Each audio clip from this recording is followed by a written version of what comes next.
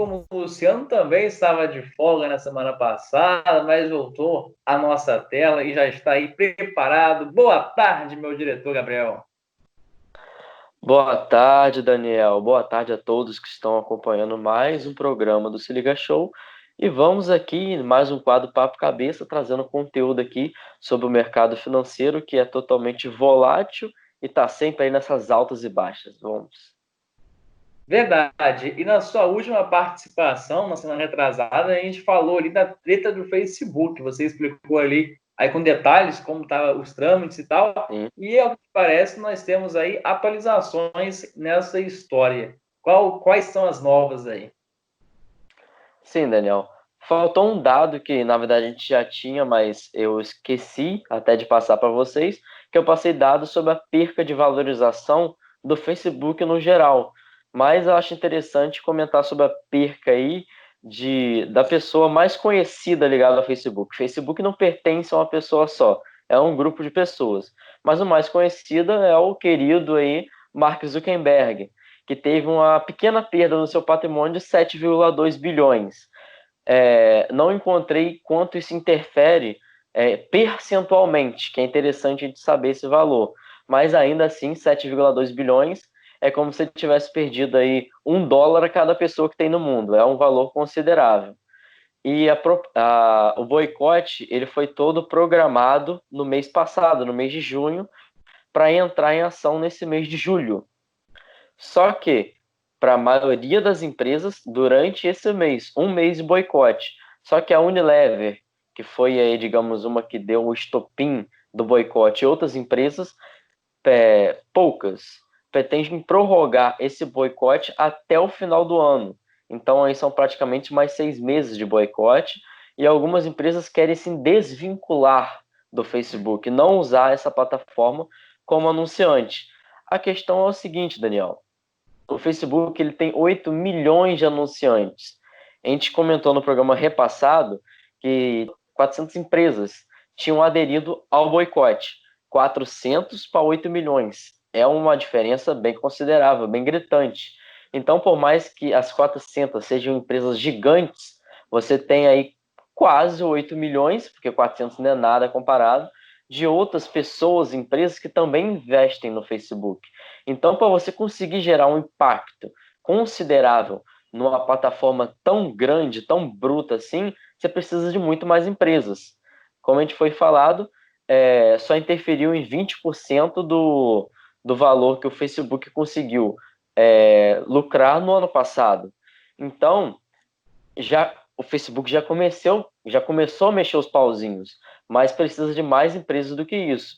O Facebook já começou pelo próprio Facebook. A gente fala Facebook porque ela é dono de outras plataformas, mas começou pelo Facebook e se estendeu também ao Instagram.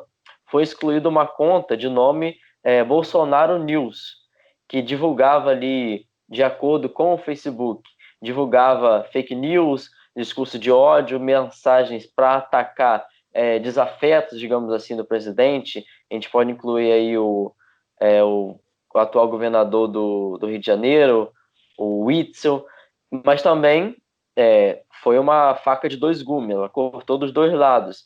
Foram excluídos 10 canais, que a gente pode chamar de 10 contas do WhatsApp, taxadas de divulgação de mensagem em massa, que é uma coisa que o Facebook vem cortando há bastante tempo, que é a questão de você poder repassar muitas mensagens ao mesmo tempo.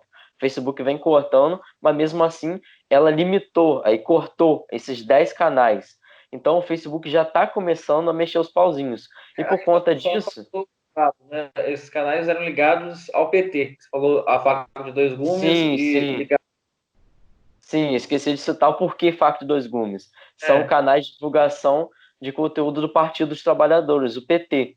E por conta desses cortes que essas grandes plataformas vêm fazendo, por conta dos patrocinadores, uma plataforma que já existe nos Estados Unidos e está ganhando espaço aqui no Brasil é a Parler, que tem essa ideia de dar voz a todo mundo e de não bloquear ninguém em questão de qual conteúdo vai ser divulgado. Isso é bom? É, mas também continua sendo uma faca de dois gumes. Que tipo de conteúdo a gente vai encontrar lá dentro? Ela não vai Agora, restringir ideia de ninguém, mas isso tem seus lados bons e ruins.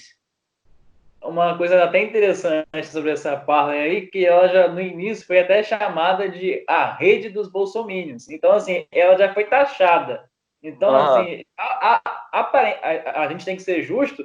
Então, com esse taxamento, ela já pode se dizer que não é democrática, né? Porque se é a rede dos bolsominions, como que o outro lado vai ter voz também? Então, talvez sim. não é tão democrático assim. Estou falando que assim foi taxada, tá? Pode ser que outras pessoas também tenham conta lá. Mas, e agora? Uma coisa que é interessante, essa rede até então, pode ser que não tenha patrocínio. E quando começar a ter patrocínio? A rede mesmo não se manifestou ainda sobre qual é o propósito dela, o que, que vai poder, o que, que não vai poder. Foi uma outra rede que surgiu como alternativa, porque o Twitter também ele vinha ali fazendo certas censuras, né, censurando alguns conteúdos. Até mesmo o presidente da República, vira e mexe, é censurado no Twitter. E o Parler, eu até baixei, diga-se passagem, quem tiver, me siga lá, Daniel Carlos Real, eu pude perceber que o formato e estilo dele é bem parecido com o Twitter. É mais para texto do que imagem. Então, Aham. de repente, é mais uma outra alternativa aí que as pessoas, que os usuários vão poder ter. Agora, quais são as políticas ali, né? Eu recomendo você ter um bom tradutor na hora que for aceitar lá os termos, porque tá tudo em inglês e até então não tinha português. Então fica a dica aí, porque vai achando que é uma coisa, chega lá na frente e depois é outra. Tudo em inglês. E o que você falou é interessante, não tem a questão dos patrocinadores. Toda essa problemática do Facebook que vem surgindo, todo esse estardalhaço, foi por conta dos patrocinadores, que não estavam satisfeitos com o fato de você encontrar a propaganda deles na mesma janela, na mesma aba, digamos assim, que você podia, por um acaso, encontrar um discurso de ódio.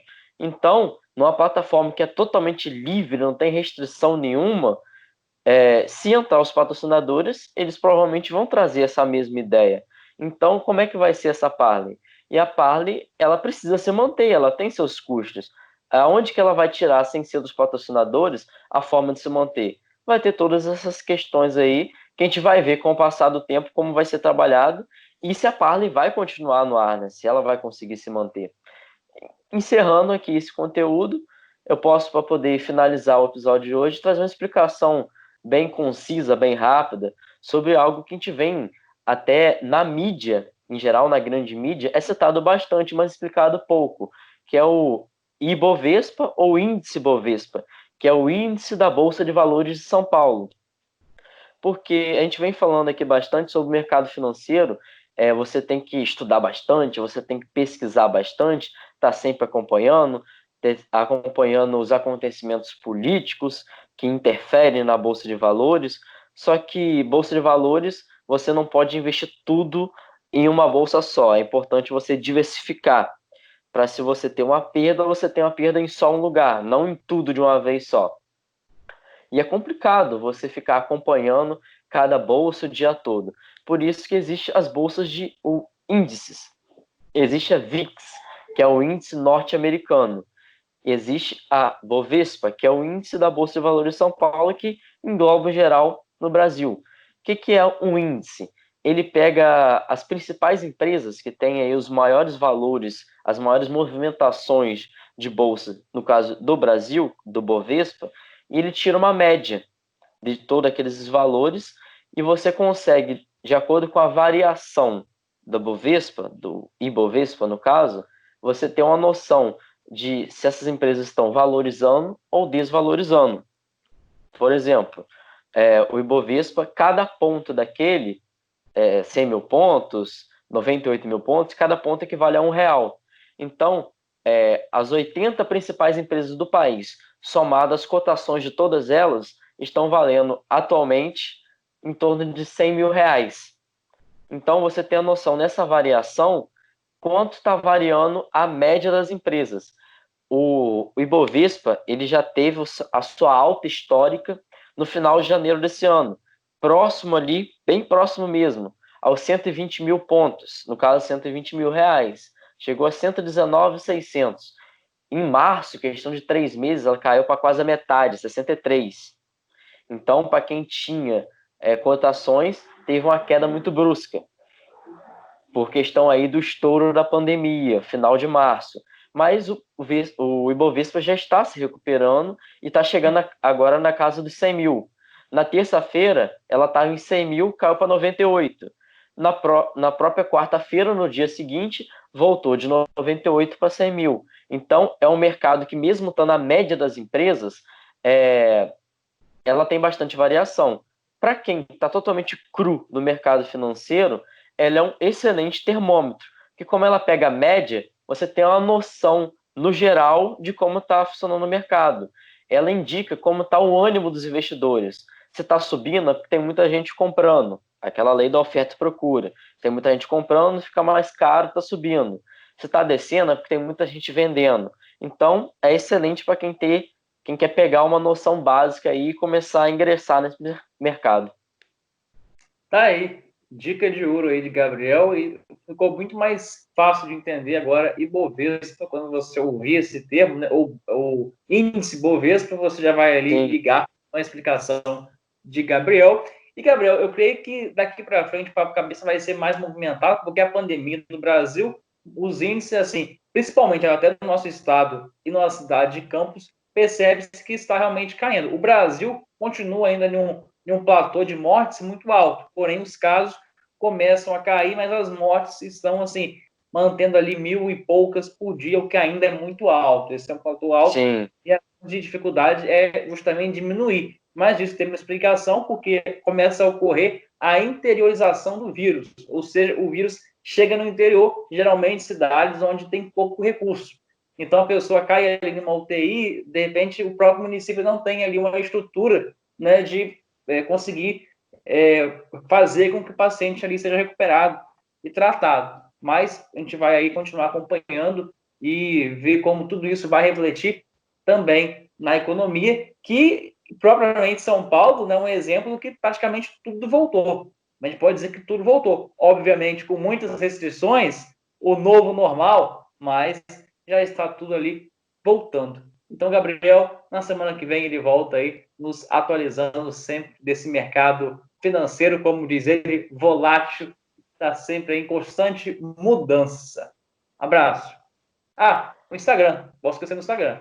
Boa, isso. Para quem quiser me seguir aí e ter também, ter uma noção melhor sobre o mercado financeiro, é só seguir lá no Instagram, no @Gabriel Nogueira Real. Tá aí, Gabriel, ele sai da tela, mas... calma aí. Ele não falou, mas eu lembrei. Agora é intervalo, tem que chamar o intervalo. A gente vai para o intervalo e na sequência eu volto daqui. Já ia esquecendo. Então, roda aí o intervalo e nós voltamos já já. Falou, tchau.